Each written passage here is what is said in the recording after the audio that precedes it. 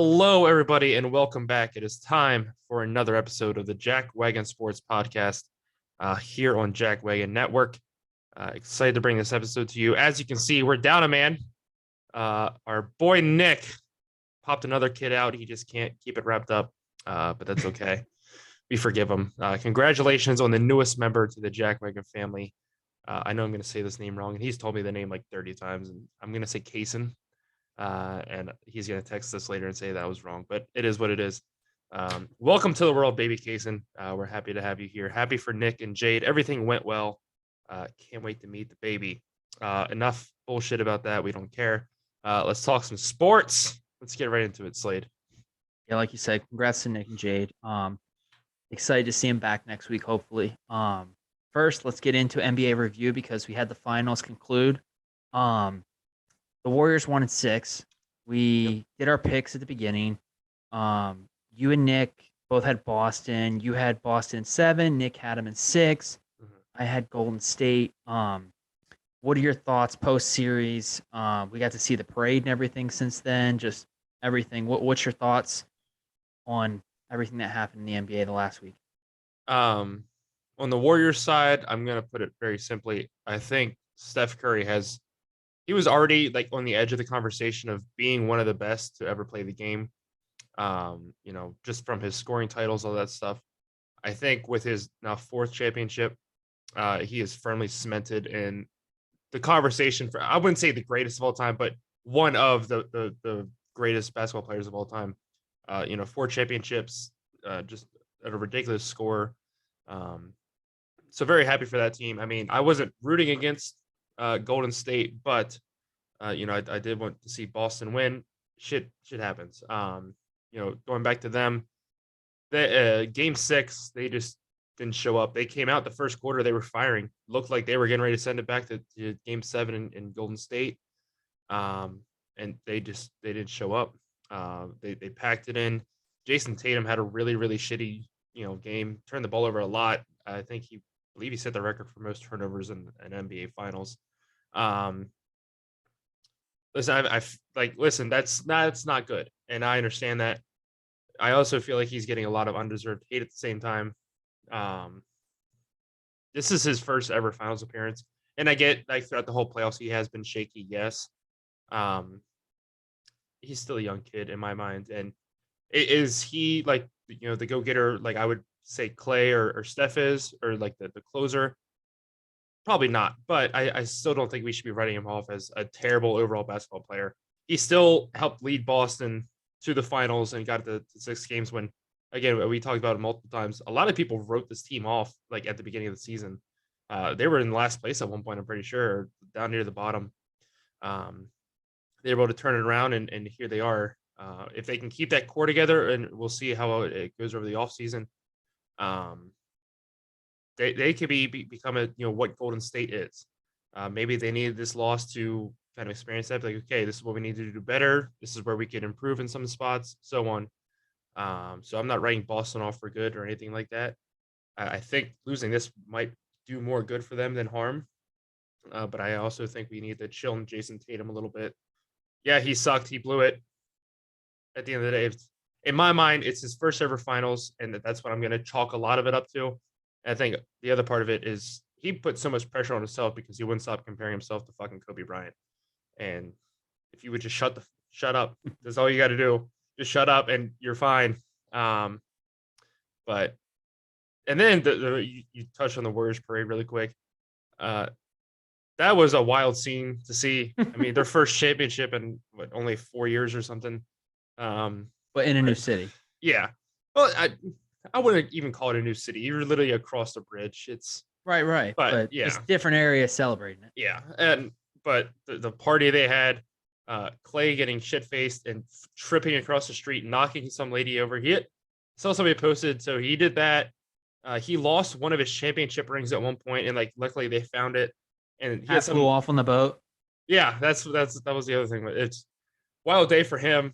But I mean, overall good for them. I can't hate on them. The last thing I'll say about the finals, we talked about it just before game 6, that Game 6 that's Clay's time. That's when he steps up. Not that he didn't step up. He still had a good game, but Curry just like, listen, I'm going out there and I'm finishing this series, and that's how it was. And um, we were talking about like, oh, Clay is going to be the one that to go out there and shut it down. And again, he didn't play terrible. He had a pretty decent game, but Steph went out there and was like, listen, I'm putting the team on my back right now, and I'm closing the series out. Yeah, I agree with you. I think that like you had said, kind of opposite of what I said. You said you grew up kind of a Celtics fan, so you would have really liked to seen them win. We had talked about how both teams were built, not bought. The last 2-3 years, maybe even the last 5 years, but the last 2-3 years specifically, all sports are throwing as much money as they can because it seems as if that is like a guarantee to get you to the final four teams, and then from there you just have to make sure that you have the right game plan to get your team to the finals. Right. But yeah, I think that one thing that I think that could have changed for Curry is if Curry didn't have the game that he did in game 6 and Clay came out and 40 points, 10 threes, like whatever the deal is, I think that Clay would have won MVP just because of his story over the past 2 years, 2 previous injuries, the comeback, everything. Draymond was drunk. He was at a Ghirardelli chocolate place trying to get ice cream or something mid-parade. Just crazy. It's funny to see because they're considered like the older guys in the league now, even though that they're not that old, but compared to the team that they were playing. Just a great series. I think that you had said before that you were just picking the Celtics because they were the team that you like to watch, that you like to root for, but that realistically could go kind of either way. Same thing that I had said. I thought that they kind of go either way, but I was picking Golden State because when I started watching basketball is when they started doing good. So definitely a bandwagon fan. But yeah, just a great series. I know that, like you had said, Tatum, he just had a rough series. I think in the playoffs he had 100 turnovers, is the most ever. But like you had said, a lot of pressure on himself. It doesn't need to be like that. Enough people are going to put pressure on him, so he doesn't have to continue to put more pressure on himself. But aside from that, I mean, we have the draft tonight. The biggest thing was seeing who was going to be the number 1 pick. So, so this is getting posted Friday morning. Paulo Banchero, excuse me, goes first overall to the Magic. Nick will be happy. Not. Listen, I don't hate the pick. I don't know if I would have taken him number 1 overall. And my only reserve behind that is just watching what happened with him in college last year. And obviously, like the Duke scientists, they obviously got something figured out because it was as much of a storyline throughout the rest of the season as it was at the beginning with him cramping, having to leave, lose multiple minutes. Loses like 8 pounds a game. Yeah. And so if that is fixed, by all means, I do think it's probably a really good pick.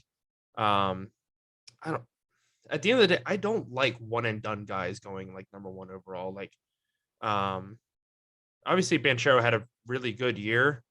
Again, I don't know. I feel like everybody gets so caught up in like the Kobe's and LeBrons and how great everybody there was. I feel like we've had so many duds from the one and dones, or not even just duds. Like, I mean, you think back to Anthony Davis, like I'm pretty sure he was one and done.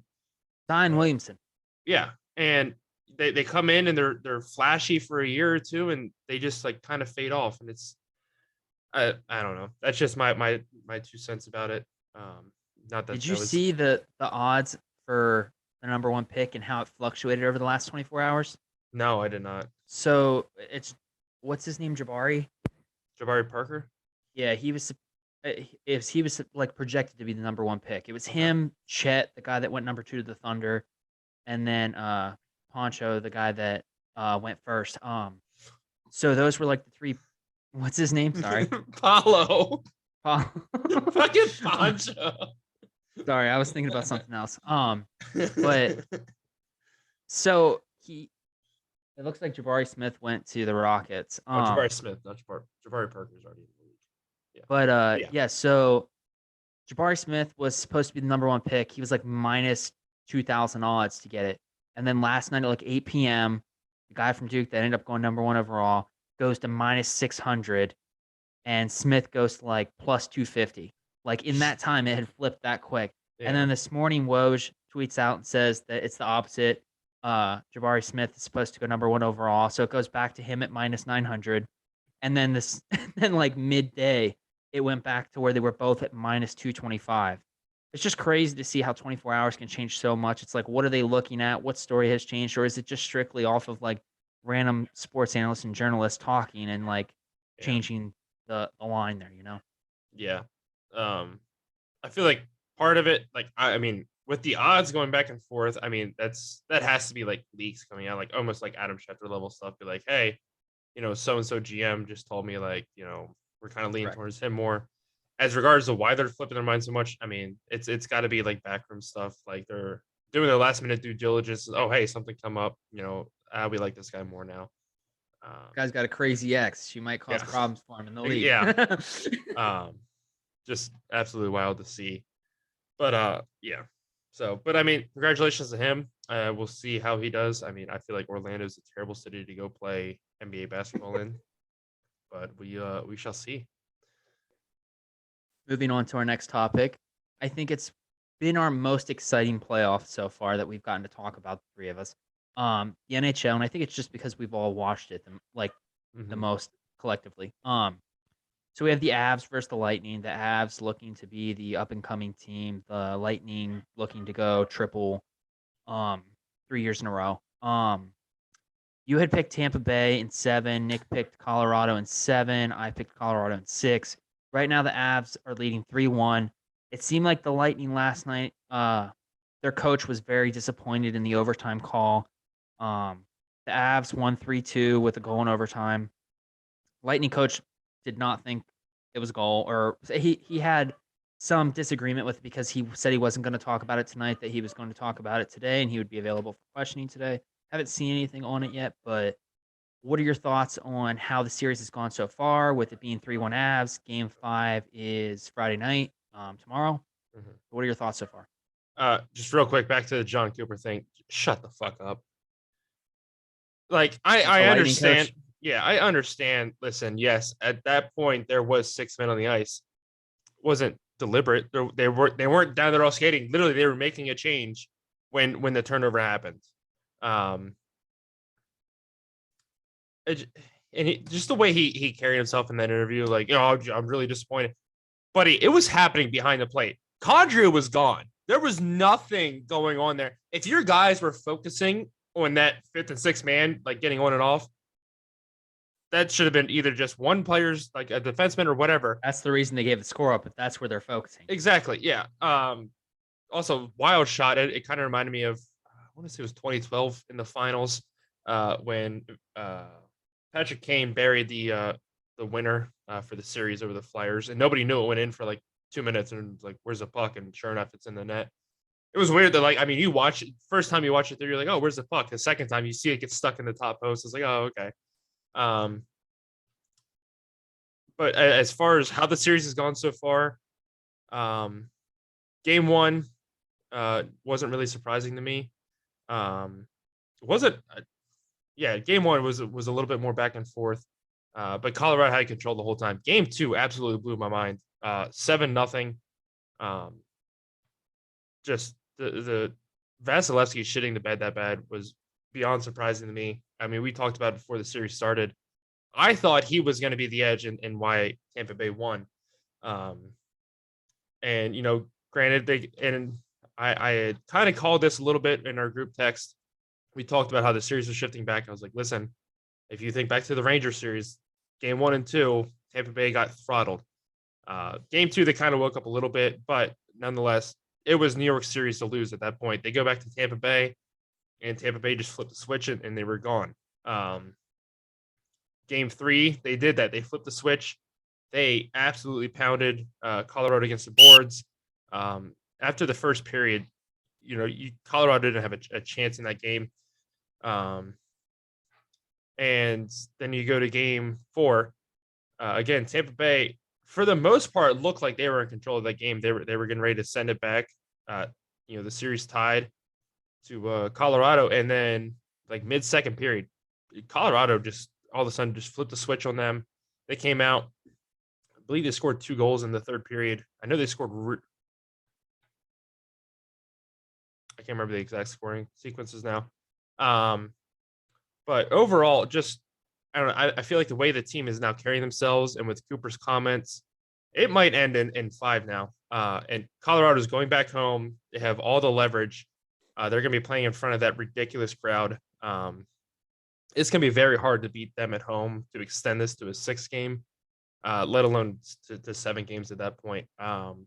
So, I mean, I'm not saying Tampa Bay can't do it. They've proven time and again that they are not to be counted out. But I don't know. For me, it's very hard to believe they can win 3 games in a row against this team right now. Yeah, I agree. I think that the way you had said that they started out strong, I mean, they went back-to-back overtime games. They won against the Oilers in overtime, and then they opened the series against the Lightning in overtime with a win. I just looked back, and in the playoffs so far, they've gone 5 overtime games, the Avalanche, which is crazy to think because they've been quite a powerhouse, and we've seen them just light up the scoreboard. Yeah. But they've won 3 of those 5. They've only lost 1 in overtime, 1 in shootout, and it's just crazy to see how productive that they're able to be with McKinnon and I can't pronounce the L last name with the L. Landeskog. Yeah. Yeah. And what's the other guy?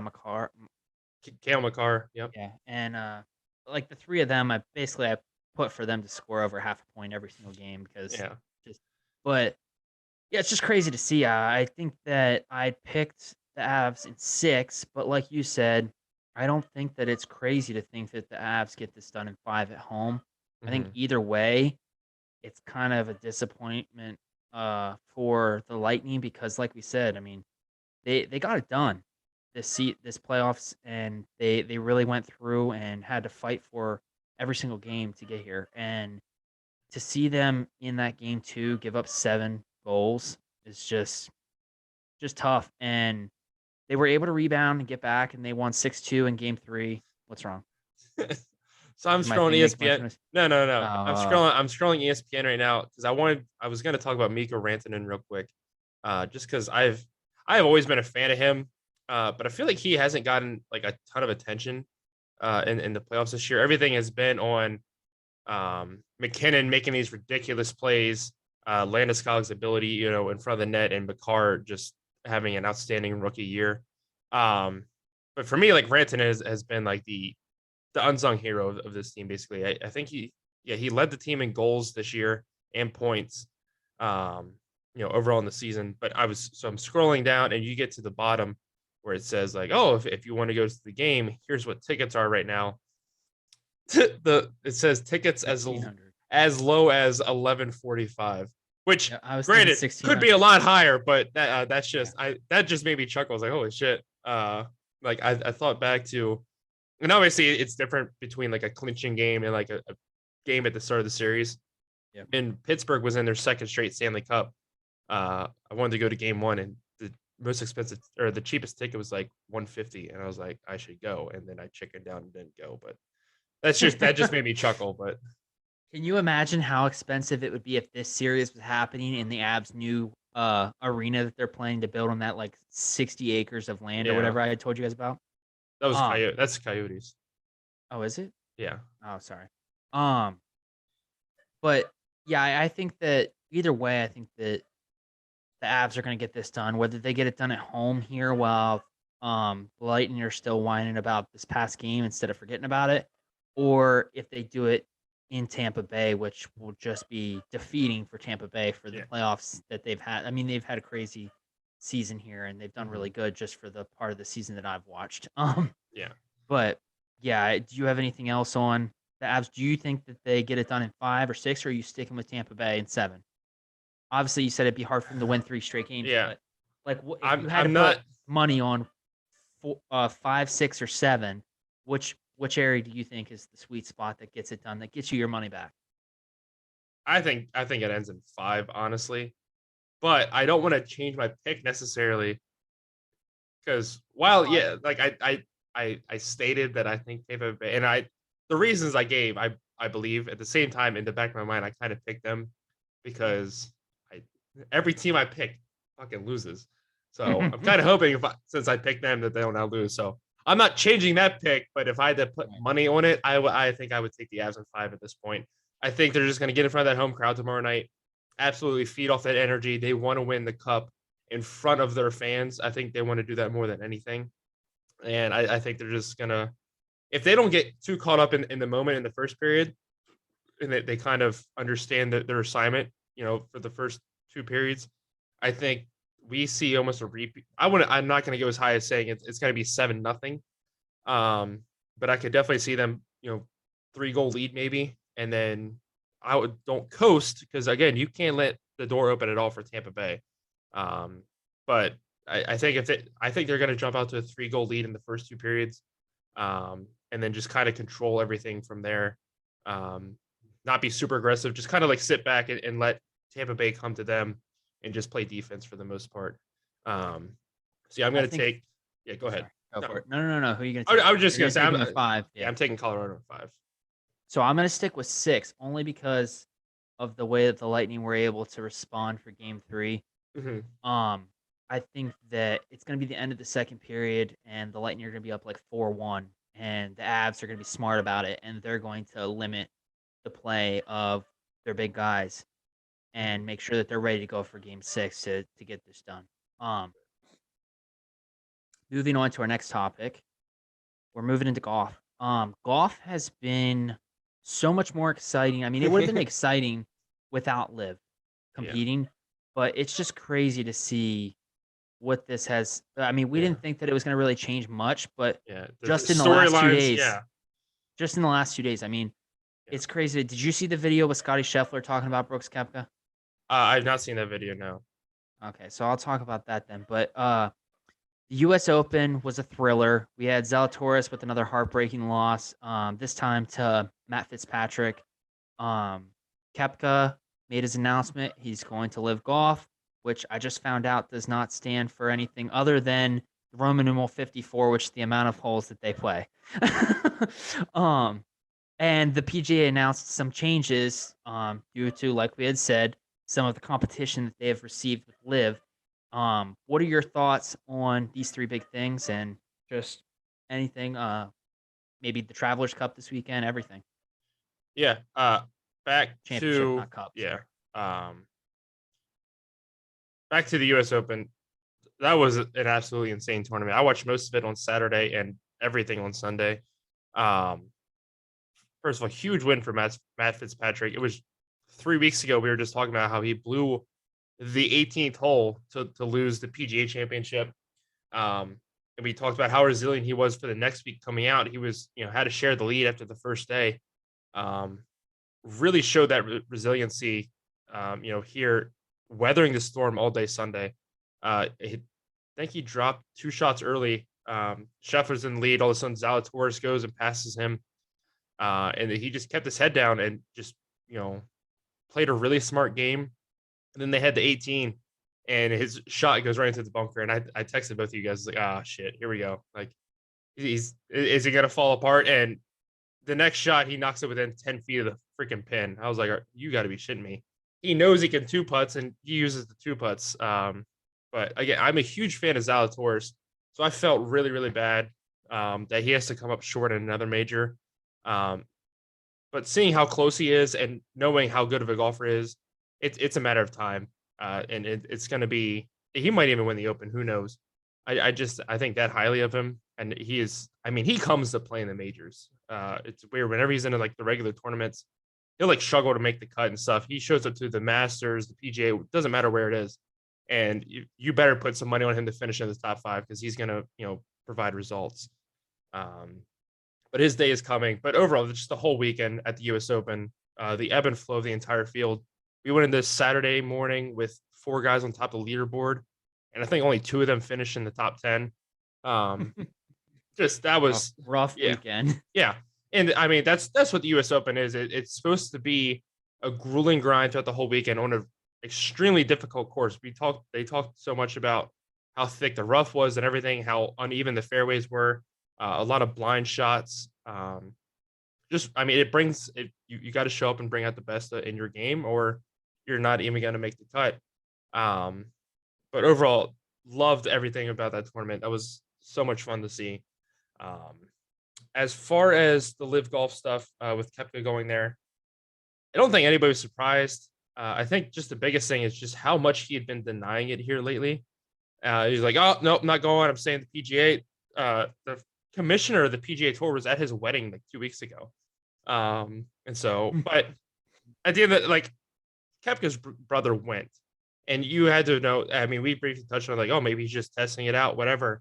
Um, but at the end of the day, it's like they probably knew, um, the brothers. I mean, that listen, you can't save a pound by cutting off a finger. Like you need to sooner or later he was going to go.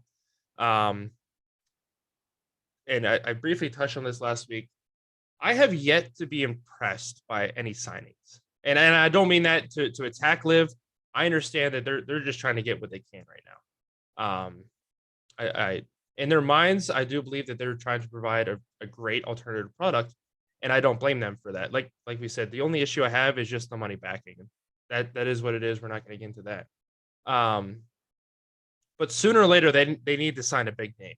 Like Kepka's is a decently big name. The DJ was a big name, but again, these are all guys that in my mind are injured, past their prime, or just like on a decline. DJ was still competing at majors, but he hasn't won anything. Like in my mind, like So, like you're saying, Kepka was the 18th in the world and Taylor Gooch was 20th. Those are the highest people that they've signed. The yeah, rest of them were way lower. Obviously, those are outliers to the numbers that they had signed, but back to what right, you're saying. yeah. And we're gonna have to see here now what the PGA did made a lot of sense. Now they said that they have been talking about it, all this other stuff. Obviously, what Liv is doing made them put that talk into action. Good for them. I mean, we knew that they had money just sitting and rotting, basically, or the tour was spending on God knows what. So they're doing 8 tournaments now, including the players. They bumped all of those purses up. Good to see. Sooner or later, you're going to have to start paying these golfers more. And I mean, we said it. And some of the things I hoped that Live Golf would influence is, hey, let's pay these guys some more. I do really like that they're going back to the original calendar format where it's not like year round and it just resets after like 3 weeks off. It's January through August, and then they're gonna have a couple of tournaments in September and throughout the fall and stuff. You get off time, and then the season restarts. So I am excited to see that. I think that'll work out a lot better. It'll give these guys more off time. And now, as soon as you're inside the top 50, I believe you qualify for these special tournaments in the fall where you can go win even more money, which is going to be really cool to see. But I think it's a good answer to Live. A lot of the Live guys are like, oh, you can thank me. It's like, just shut the fuck up. Like, I said it last week. I'll say it again. The PGA Tour needs to stop talking. And they finally did some action. That's great. But every press release doesn't need to be about Live. Every interview, and I get that's what the media wants to talk about and everything. And just Colin Morikawa and John Rahm had great interviews right before the U.S. Open started about their thoughts on Live. They're like, listen, we don't hate the guys. We understand why they did it. At the end of the day, this is where I want to play, and I'm happy with that decision, and I wish those guys all the best. That's all you got to say. You don't got to sit there like I love Rory, but you don't have to sit there and throw dirt on them every 5 seconds. Like, oh, my name's on this super cool trophy. They can't do that, buddy. We get it. We understand. Shut up and move on. Okay, and that's just my biggest thing. And I get like now Liv has to respond a little bit, and that's fine. But at the end of the day, I just want to sit down and enjoy golf, and I don't want every 5 seconds to be about the Live Tour and all this other stuff. But I am super excited to see where the PGA Tour heads from here and what other changes they can make. I mean, they did the big ones that I wanted to see. Hey, let's do a couple more marquee events, stuff like that outside of the majors.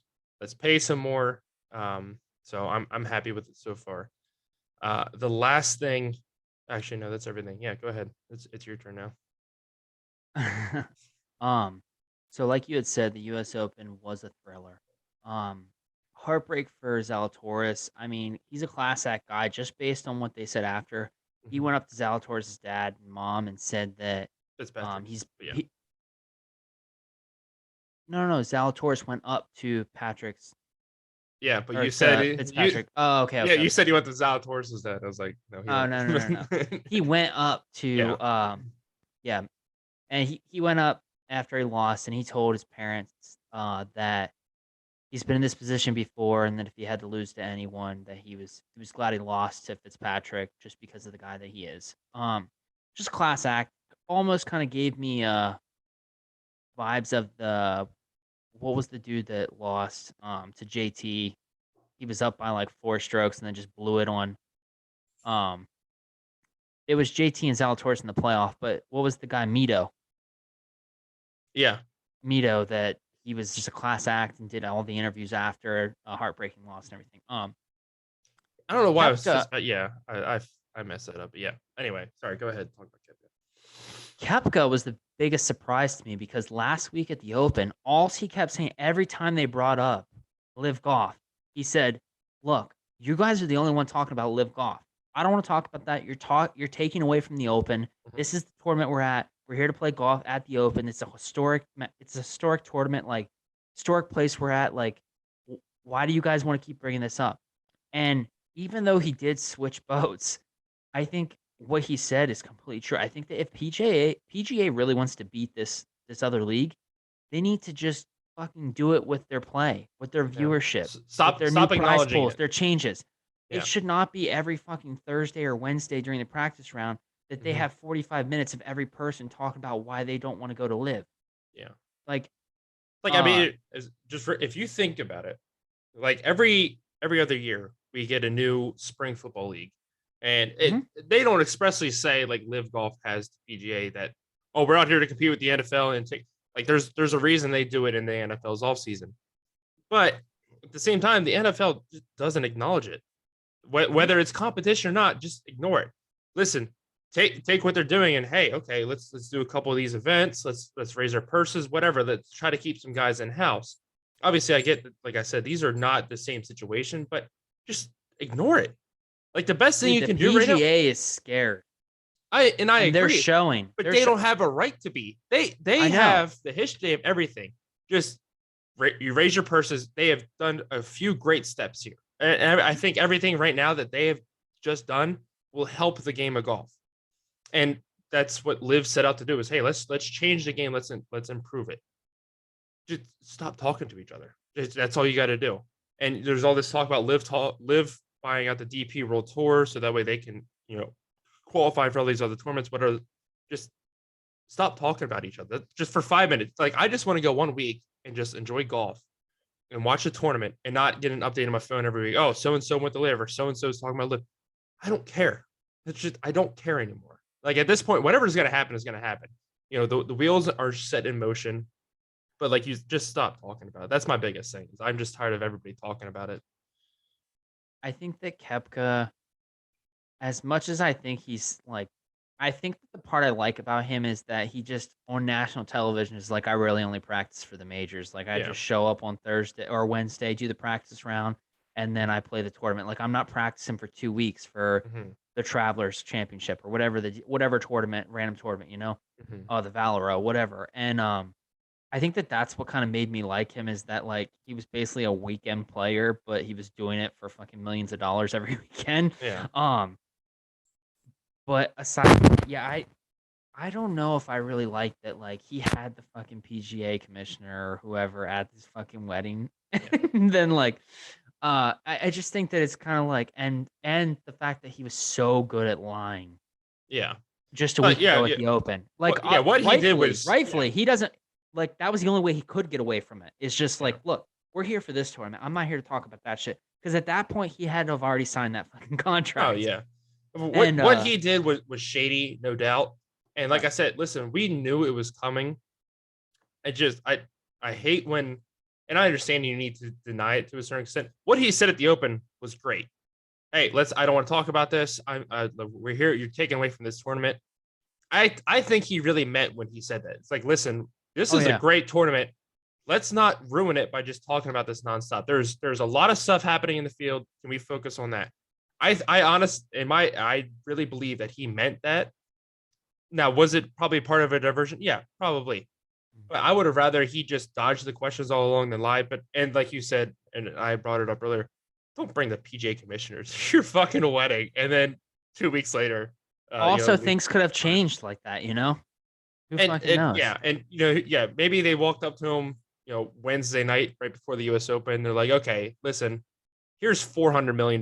Like I really hope it's not that much because I mean, They said he should have asked for $1 more than Bryson DeChambeau got. that's I saw so many tweets about that.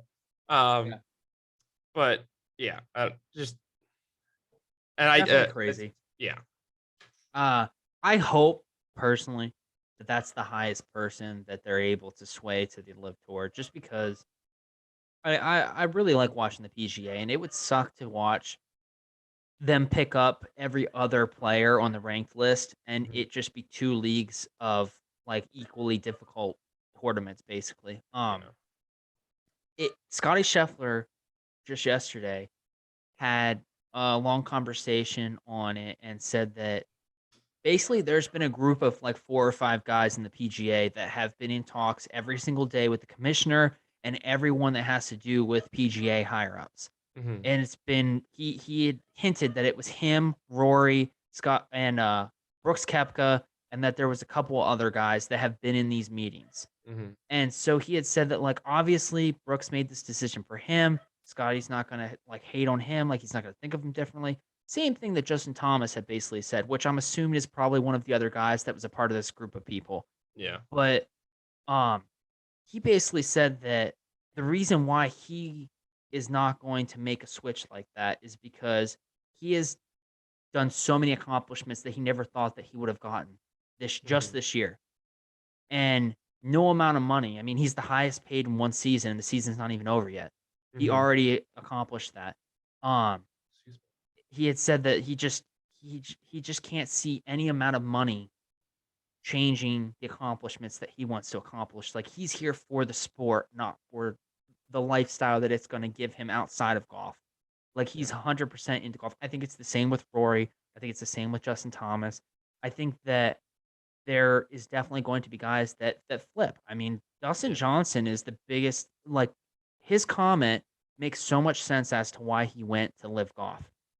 He wanted to be able, he doesn't care about golf anymore. Like that's what he originally got into things for, but he wants to be able to play golf for a lot of money, but he wants to be able to play it less a year. He wants to be able to spend time at home. Like as these guys are getting older, they want to have kids. They want to have a family. Like Dustin Johnson just got married. I'm sure he wants a family. He wants to be able to not be gone for 40 weeks out of the year. Yeah. And I mean, that's literally, I mean, you touched on it with Brooks. That's literally Brooks's life already. Like, hey, I'll show up to a couple tournaments, but I really only care about the majors and I just want to win money. Like that's it. And that's everybody knew, like, okay, this is Brooks Koepka. And so like I said, it's not surprising to see him leave. So the last thing I'll say about Liv, the only 2 guys left that I would like, not necessarily worried, but like I think that are high up that will flip over to Liv. Victor Hovland and Xander Schauffele, like 2 names like I've seen talked about a lot, and B kind of makes sense to me. Xander, I think more so than Victor. I think Victor's just having a rough year. I don't know if that'll influence him anymore to want to jump ship or what. But for me, and I don't know Xander a lot. I mean, obviously not personally, but what where his priorities are, anything like that. Maybe he's like, listen, I'm going to go over there, make a bunch of money, and I can actually compete at these tournaments and win. But those are the 2 like high up names left. Like just thinking off the top of my head that I think, not to say that I think they're going to leave, but I probably wouldn't be surprised if they leave.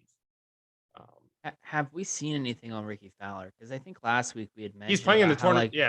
There was rumors, but I haven't seen anything officially that. I mean, I think for him, money wise, if that's what he's looking for, lifelong, like just based on where his career's at this moment, I think it would make sense for him to make the turn.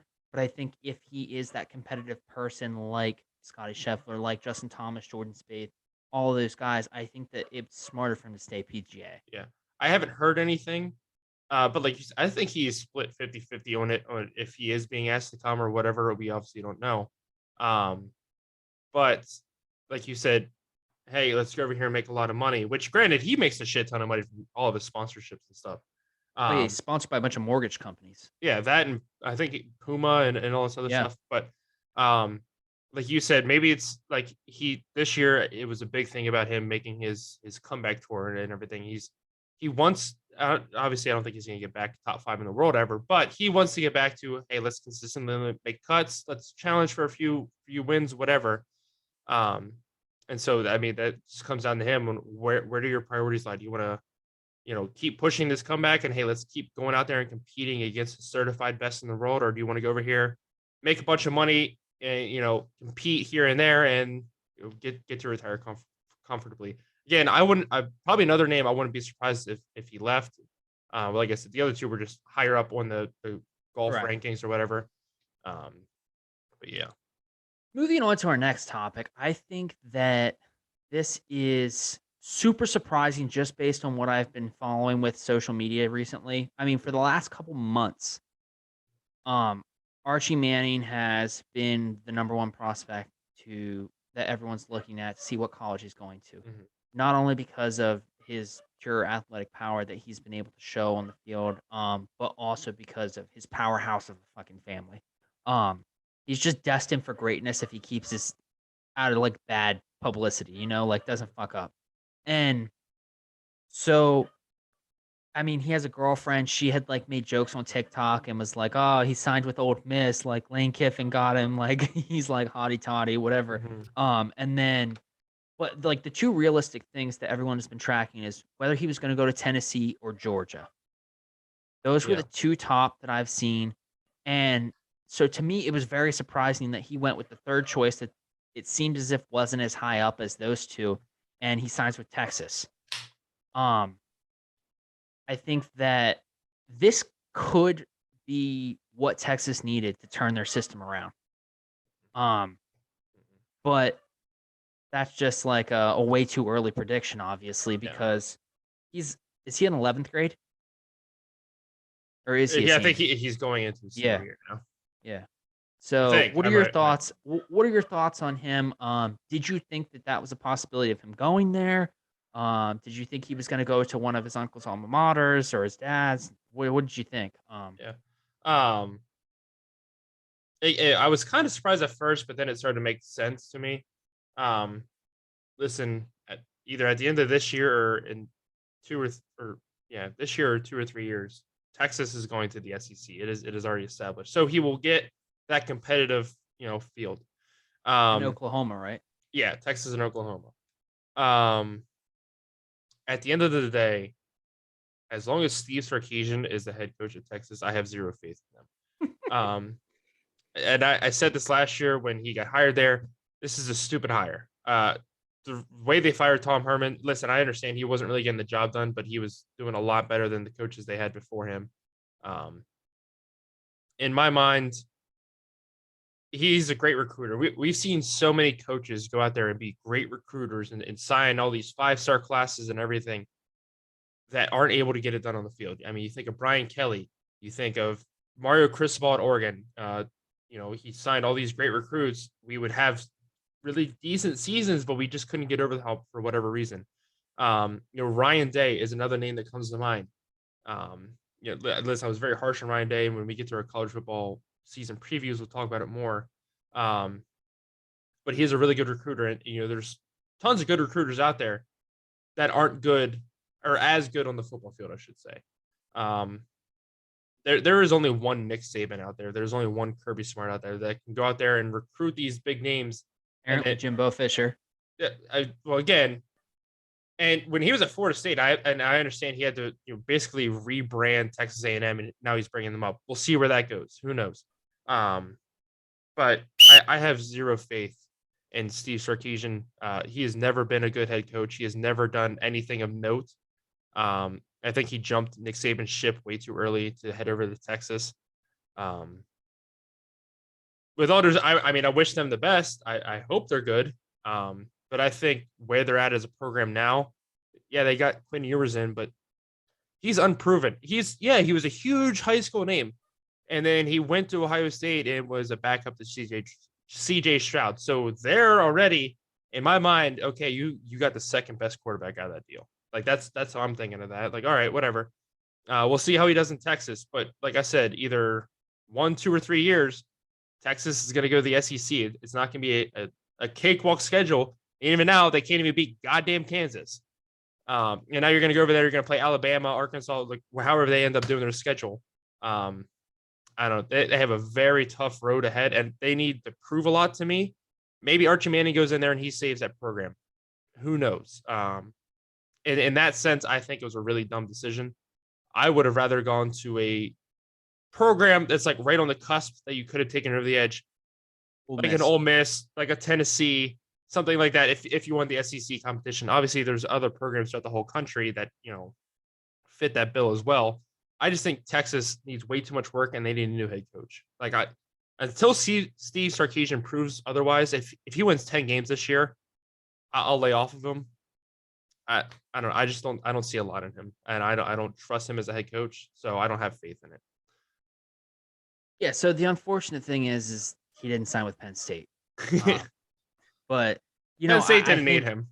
Right. Yeah. Okay. Yeah. Sean Clifford. Okay. Listen. Let's go. Anyway. First of all, fuck Sean Clifford. If he's their starter this year, and since Nick's not here, I can get riled up about this, and he can suck dick. Oh no, he pisses me the fuck off. Yeah. No, he's gonna start because he came back for his 6th year, so they will not start this dude. Oh, then they're not going to win the fucking Big Ten. So right, because they had like the number, they had like the number 3 quarterback signed a couple years ago. That's going to be coming into the he's going to be a freshman this year. But yeah, so I think that to go off of your point, Steve Sarkisian, he is not going to get fired now. He signed the number 1 fucking quarterback. Like he's going to be there for 5-6 years. It will take he'll be there like an 0-12 sorry, not 5-6 years. He'll be there for 3 or 4 years, however long Arch Manning is there, because that's who signed him. I'd also like to know how much the NIL deal is that he got. Yeah. Because Texas has money. Yeah. And if it probably came down to it. Yeah. If it came down to it, I'm sure it was 3 envelopes on the table, whether it be Georgia, whatever the other 2 schools you want to name is. And then there was Texas. And then that envelope was just a little bit thicker. And it's like, listen, their program is here, but their money takes the deal here. And I guarantee that, like, if you would have taken money off the table, he's not going to Texas. He doesn't give a shit about Texas. Yeah, I think that. But hey, at the end of the day, go get your money. I don't care. Until they fix this, go get paid. It is what it is. So a lot of people are upset that, just based on what I saw with ESPN today and stuff, a lot of people are upset that they thought that he should have that this was like a miss by Nick Saban, that he was unable to sign Arch Manning. I think that that's crazy because Nick Saban doesn't produce quarterbacks. Not even that. He's produced Jalen Hurts, Tua Tagovailoa. Neither of them are these superstars or are looking to be superstars at any sort of point. They got drafted in the league. But if you think about Arch Manning, this is a fucking business. This isn't a kid out of Florida or Missouri or anywhere that this is the first kid in their family to go to college. This is the first kid to do, this isn't a first for any of this. This kid, his family has over $100 million, well over that, combined between all of his brothers and stuff like that. They've looked at this from a business from the start. I'm sure that Texas, like you said, not being one of the top programs, played a big part also, because if he's able to turn them around, like you said, everyone already knows that Steve Sarkisian is not the coach for that.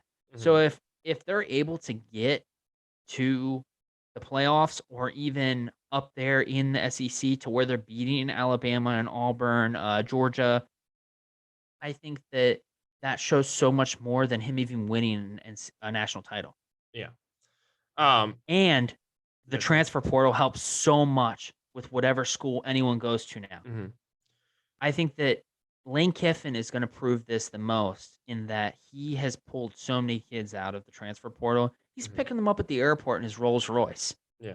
Like he's being their chauffeur. He's like they're taking videos of him being their Uber driver back to the school. Like and he's just doing whatever it takes to get these kids to their school. Yeah. And I think that now that Arch Manning signed there, he's got a whole nother year of high school. That gives Texas a year to get a lot of transfer people in there. Anyone like they need to get a line, they need to get a lineman in there. They need to get just one receiver more than what they have right now, like a high recruit. Mm-hmm. Because if they get someone in there that's highly recruited and they start double covering them, almost like if you look at like the Steelers or like when Antonio Brown was playing with the Steelers and they were double covering him, Juju Smith Schuster is the one that's like playing the high level then. Yeah. They just need one big person and a line to cover him, like to keep him safe because hopefully his NIL deal was good because that's also something scary that could happen. I mean, his dad is Arch Manning, the one brother that wasn't able to play in the NFL, right? He didn't even play in college. Yeah. Yeah, he got hurt, right? Yeah. I think he got hurt in high school, but Yeah. for real, just the last thing to touch on this, back to the Nick Saban thing real quick. First of all, I've said it for years, back before, like, as Alabama was becoming the big powerhouse they are, they've never had a good quarterback come out of there. No. Like, back when they ran the old school run it down your throat offense, every quarterback that got drafted out of there wasn't good in the NFL. And obviously, like, those QBs have taken a step because now you have starters in the NFL. But at the end of the day, Nick Saban probably wanted Archie Manning, and he could have used them, but he's not hurting. He's not hurting for QBs. There's 20 other 5-star QBs standing outside, lined up to be like, oh, I'll come play for you, Nick. Don't worry, buddy. And he doesn't even need a 5-star recruit. His Yeah. receivers that he's getting there are so good that if you can't hit the dude that's got a 10-yard stride on the defender, that's your problem. Same with handing the ball off to the number one receiver running back in high school. Like, So I mean, I don't consider it a miss by Nick Saban. Would he have loved to have him there? Absolutely. But at the end of the day, okay, I didn't get him. Let's go back could to you the imagine? Could you imagine how much everyone would be complaining though had he Oh, yeah. signed him? Yeah. Like this is fucking rigged. Especially after all that the Texas A&M turmoil that's going on and stuff. Yeah. Like, oh, here you go. How much money are you giving him to come there? All that stuff. But I really would like to know his NIL deal though. Oh yeah. I'm sure that the day he graduates high school, we're gonna hear what that deal is and how much it's worth. I hope. Anything more on Arch Manning? No, I'll save it for the college football preview just so I can talk Sounds shit good. on Steve Sarkisian a little more. Yeah. So our fifth topic for today is kind of our final before the top five. We were off this past weekend for Father's Day. They don't race NASCAR on Father's Day. They only do it on Mother's Which is Day. bullshit. Weird, but yeah, kind of weird. Growing up as a kid, my favorite I thing, would think that the mom would want a nice Mother's Day breakfast and that the father would want to watch their kid race, but for some reason they do the fucking complete opposite. Growing up, I loved it, and I think it was a tradition even before you and I were born. NASCAR raced at Michigan on Father's Day. Like that was their Father's Day tradition. And then I remember we were in like middle school, and they started racing at Sonoma on Father's Day. And back then, like I hated road courses. Like this is stupid. Like now I would have loved to have a road course. And I get they needed the off week in between the NBC and Fox coverage, and like the drivers need a week off. I get that. I understand. Don't make it Father's Day. Make it this weekend. And then when you come back, it's 4th of July. And then you go back to fucking Daytona and you have the Firecracker 400 at Daytona where it belongs. I don't hate Nashville. I love that. And granted, we're not racing on 4th of July weekend this year. And I think Road America is a great choice for them to race on 4th of July weekend. That crowd last year was awesome. If they pack this race up next year and move it to Chicago, I'm going to be pissed because that is the dumbest shit ever. The road course? The street course. About? Yeah. Yeah. If you want to do that, fine. Don't take the date from Road America. Road America does not deserve to lose it. Don't do that. But I mean, for me, like, I love when NASCAR has traditions, and there are some traditions that should stay around. So either keep racing at Elkhart Lake. I can't talk. Or you go, or you go back to Daytona for 4th of July weekend. But they need to race on Father's Day. I would love to see it at Michigan. I'm kind of excited for the Michigan race this year, especially with this new package. I think that's going to be a lot of fun. California was amazing to see. I hope Michigan's just as good, if not better. But we'll see. at the end of the day, you were gonna ask me my pick, just because I can read the paper. Um, listen, I love Daniel Suarez. I'm gonna take him. He has the Tootsie's Nashville car. Back to But back. yeah, he has not been terrible in ovals. He has been very very dominant. I think he's finally got that monkey off his back. I think a lot of that the stress and the anxiousness of like, okay, what's going to go wrong? What's going to cost me a win now is finally gone. And so he's going to take his driving maybe up a level or at least be a lot more consistent and be able to stay in the top five. Confidence. Yeah, yeah, absolutely. So I think he's going to have a great weekend this week. Um, I personally think with the 4th of July, I think that the Coke 600 should be that weekend. No, keep that Memorial Day. I really like going from Indy to Charlotte. Like that, if they change that tradition, I'd probably be more upset than anything else that NASCAR could do. I just think the July 4th is more of a bigger deal than Memorial Day. Just because that's my thoughts. But listen, we're gonna take you. We're gonna take you next year, and like all the pre-race shit they do, and like to me, like if you did it on 4th of July, it's like whatever. But I really like the Elkhart Lake race, and I think either that or Daytona. Those are your two options. You go anywhere else, and I hate it. I'm gonna go pretty predictable here, and Chase I'm Elliott. saying no. I want him to win, so I'm not gonna bet on him. Oh, I should have picked him. I should have picked him just to piss you off. I think that pit road really caused a problem for both Chase Elliott and his teammate Kyle Larson last weekend. I think that Mr. H went into that debrief on Monday morning and told them that if it happens again, their job is gone. That they've got 50 other guys ready to fucking change a lug nut. And that if they can't keep the tire on the fucking car, that there's going to be problems. I think that Kyle Larson gets it done without half his crew that he lost after losing a fucking tire. There's a pit crew school down the road. I'm gonna go there, and then yeah, I'll get good at it. And I'll call Rick Hendrick up. Be like, hey, next time your guy fucks up, give me a call. Yeah, there you go. Get on Chase Elliott's team. You can give me behind the pits tickets and stuff like that. Yeah. But yeah, I'm going with Kyle Larson. I think that he's not a bad pick. I think that he's really good at racing at tracks that they don't race all the time. And so, like, Kyle Busch used to be my guy to pick in that instance because he picks up so much knowledge on a track with practice. I just don't think that they get enough practice anymore for him to be able to be my pick for this week. Yeah. Which again, I also disagree with. Like the practice anyway. Oh, the practice. Yeah, no. I think for him personally, he needs the practice. That's how he gets in a leg. I was just saying. I think competition. Yeah. Yeah, I think they absolutely need not a 20-minute session. I think they need to go back to it at the very least have an hour session. Or I would like to see like do an hour and then do like a half hour if you want, like right before qualifying or something. I just don't understand. It gives them the ability to do two different setups without eating up a bunch of their practice time, changing their fucking setups. Yeah. I agree. I think that the hour setup, the hour practice beforehand gives them the ability to get their race setup down, and then they do a 30-minute qualifying setup to try and figure that out because qualifying is not as important at most of the tracks. Some of the tracks, pit selection definitely makes a difference, but we've seen that didn't make that big of a difference over COVID because they were just doing based on points and stuff like that, or the previous race, depending on what the stipulation was for the season.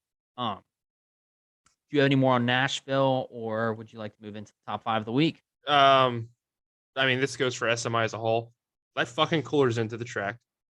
It's supposed to be like over 100 degrees there this weekend. There's no coolers in, and then water's gonna be like $10 probably. And they said you can bring waters in, but you can't have it in a cooler. That's dumb as hell. You could just carry a case of water in. Yeah. But I would, and somebody talked about this one. I saw it on Twitter. Not my own thought. I don't have a lot of those. So, but covered grandstands, I think, and I agree with this, need to make a comeback. That or you need to make this. I think Nashville would be really cool as a night race. Like it used to be a night race when it was in the Busch series and the truck series, and it was really cool. I would love to see this be a Saturday night race. I think that'd be a lot of fun. Oh yeah. But I think overall you just need like covered grandstands. I think need to make a comeback. But other than that, that's my 2 cents. Did you see Brunton Smith had died? Yeah. RIP to him. I mean, he's the reason we have, Bristol and Charlotte and a lot of these other tracks the way they are right now. Um, I mean, I remember growing up how much he cared about NASCAR, and I mean, a lot of the innovation he led, even getting up there in age right before he like stepped away and let his son take over. Um, was I mean, the only thing I could hold against him is trying to make Kentucky as big as it was. If he would have just like, hey, here's a new track, let's go there, fine. But he tried to make it, he's like, oh, this is gonna be bigger than the Coke 600. Like, all right, buddy, let's pump the brakes. But uh, other than that, I mean, I think I didn't meet him. He walked by me one time when my parents took me to Bristol.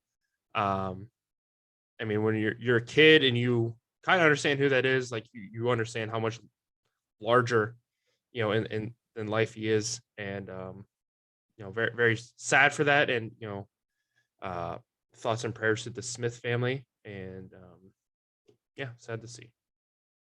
Definitely sad to see. Definitely a very large visionary figure for track operations and everything that has to do with most of the tracks that they go to. Moving into our top 5 of the week. This week we're doing golf clubs in your bag. What proves to be the most important versus maybe middle of the pack because we're only doing 5 clubs. We'll start with you, George. What are your top 5 clubs in the bag?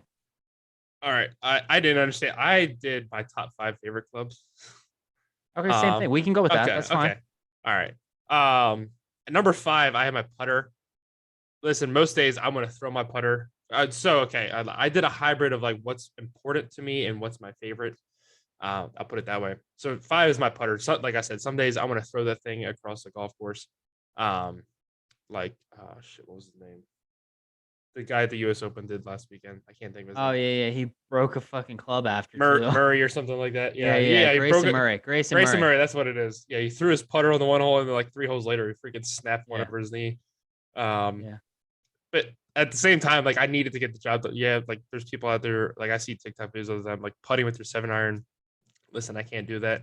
And I'm slowly getting better with puttering. At least I think so. I mean, we'll have to see. Um, Number 4 is my sand wedge, and it's not because I'm in the sand a lot, which granted I do end up there quite often. I don't have the degree wedges. I literally have a pitching wedge and a sand wedge. I would love to upgrade to my degrees, but so I use the sand wedge nonstop around the green, especially in slopes, and then obviously in sand too. Number 3 is my driver. Uh, I am getting better and better with my driver. I think if I get fitted for one, obviously I'll be on the tour. But um, I used to hate this club. I used to avoid it as much as I could, and I use it about as much as I can. Last time I went out golfing, there was You got a like new one though, right? no, 'Cause you gave the old one to Nick, I thought. it's so yeah, it's new Yeah, to yeah, me, but it's not yeah, yeah. new. It was $20 at a pro shop. I walked in, I was getting ready But it to was play new to golf. you. Yeah, I was getting ready to play golf, and I turned around, I saw this driver sitting in the bin, like in a for sale bin. Mhm. And I walked over. I was like, I asked the guy, I was like, "Oh, how much is this?" He goes, $20. I was like, "All right, okay, no, I'm fine Cost with less it." than my round. I'll take it. But I'm getting a lot better with my driver.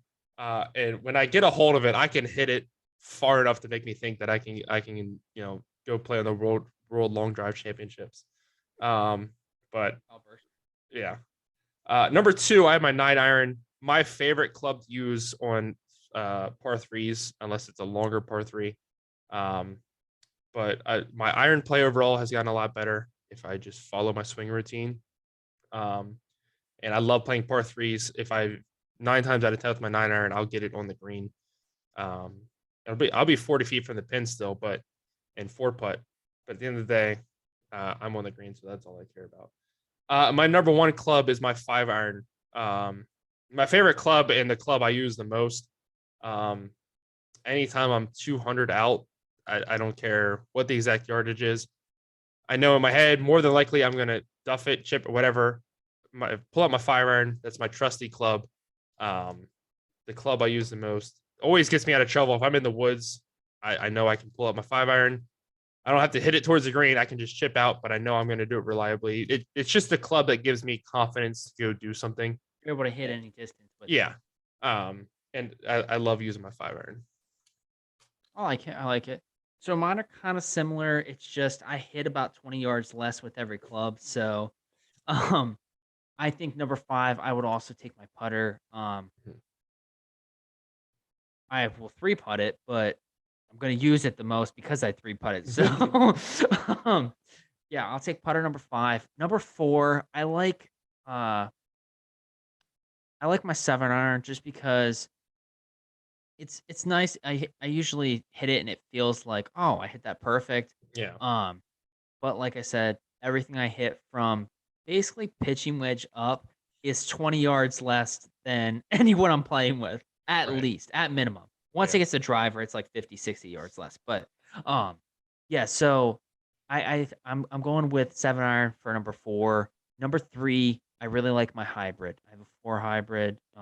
Usually able to hit it pretty straight. The distance can vary, but at least it's going straight and getting down there. Number 2 would be my 3-wood. I think that I hit my 3-wood better than I hit my driver. So I would like to use that more often. I just hit my driver because if I'm already starting out 40 yards less driver to driver with the person I'm playing with, I might as well play that than the 3-wood that's going to hit 60 yards less. Um, Number 1 is my 3-iron, and that's just because I think that if I had the money. Hi, Hannah. I just happened to look up. I was like, oh, hey, there she goes. Um, I my 3-iron just because I think that, like you had said with your And 5-iron, I'm able to hit that the best out of all my clubs. yeah. If there was a 2-iron that I could afford and get, I would do that just because I would just fucking break my driver. Like, I can hit my irons pretty straight. The Mhm. distance is a little off. I have a little cheat sheet on my phone, golf yardage, but, yeah, I usually have to minus off about 20, club up a couple times. So, yeah, I think my 3-iron is definitely my favorite, which makes sense because yours is your 5-iron. So, if I had a 2-iron, it'd hit about the distance of your 5-iron. Oh. But no, I'm waiting for you to get your July work schedule so we can figure out a time to go golfing. But Same. um, yeah, I'll try and make it out this weekend. And I was really so last time we went out, I hit like I told you, I used my driver on probably like 12 of the holes. Um, and I would say I hit the fairway on at least 6 of them, or not necessarily the fairway, but it went. I didn't lose my drive on 6 of those holes. Right. You were able to hit a nice second Yeah. shot. So I mean, I fucked up the second shot, but I'm getting better. Like I said, I'm getting better. I'm very excited. I finally broke 110. I'm like, all right, now I'm eager. Pretty I'm like, amazing. yeah. But now I'm getting eager. I'm like, okay, I need to go break 100 and like, Do you uh, remember the number that you started at? Like when you first started actually keeping score. yeah. I mean, there was times I was up in like 120s, like when I counted my drops and I counted not So real, you were able to yeah. shave off 10 I mean, from like it's when you started counting like actual yeah. drops, everything like that I to would what say your previous score was. it's been like 3-4 years, maybe. Well, Yeah. yeah, but still. Yeah, but yeah. Yeah. So hopefully it doesn't take me 3-4 years to lose 10 more, but we'll see. If I break 90, I think I'll be like obviously I'll continue to try and get better, but I don't think I'll be like as aggressive. Like okay, like let's go get better today. Let's go get better. Like I've been going to the ranges and like putting around like stuff like that. Like I am determined to break 100. Do Like you secretly want to lose our golf league so that you have to go to the qualifier? no, no, I do not. No, absolutely not.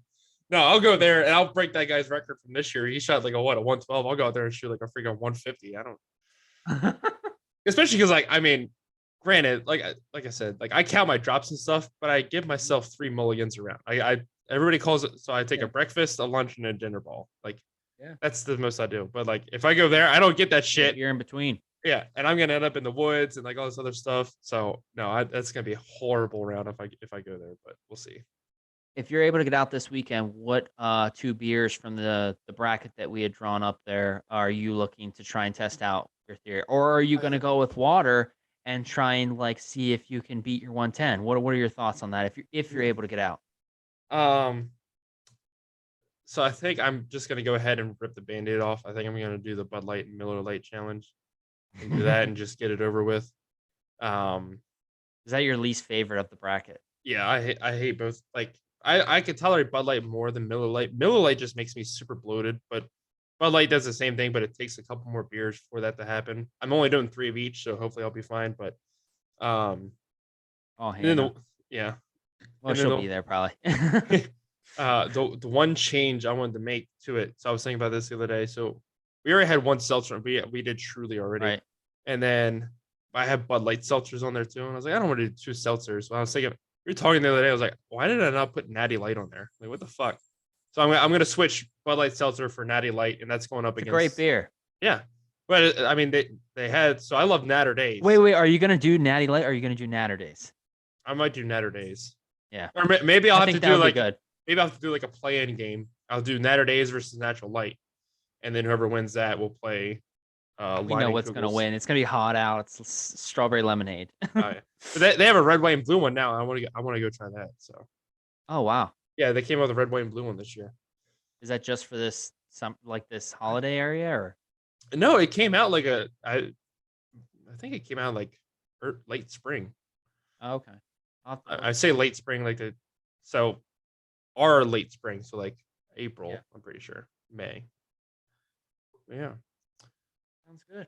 But that will do it for our show this week. Hopefully Nick will be back, but we'll see how that goes. Obviously, with the baby, things get complicated. But again, diaper change live. Yeah. Nick, we're gonna have you on next week, and you're gonna give us a how-to and change a diaper. But congratulations again to him and Jade. We are very happy for them. And we will see you guys next week on the Once Weekly, Never Weekly podcast from Jack Wagon Sports on the Jack Wagon Network. Thank you guys so much, and we will catch you later.